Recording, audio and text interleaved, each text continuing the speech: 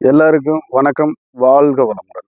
அன்பர்களே, நாம் இப்போ பார்க்க போகிறது மரத்தில் பிடிச்சிருக்கிற கரையானும் பணம் கரையிறதுக்கு உண்டான ஒரு பரிகாரமாக இருக்கும். அது எப்படிங்கிறது தான் இந்த வீடியோவில் நம்ம பார்க்க போகிறோம். இதை எப்படி நம்ம உபயோகப்படுத்தினா நமக்கு அந்த கரையானுடைய குணம் நம்மளுடைய தனம் கரையாமல் பார்க்கும் அப்படிங்கிறத அதை இந்த பதிவில் பார்க்க போகிறோம்.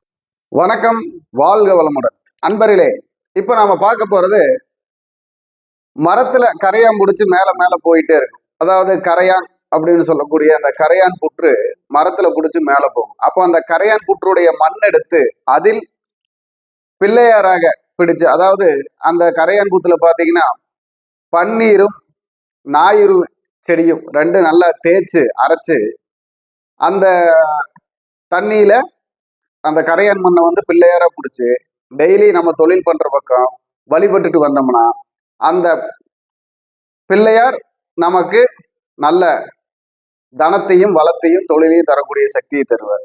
அதுக்கு முன்னாடி சில ஜாதகத்துல சில பாக்கியங்கள் நமக்கு எப்படி இருக்குன்னு பார்த்துக்கணும்.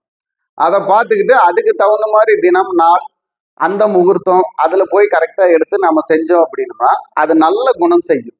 வணக்கம், வாழ்க வளமுடன்.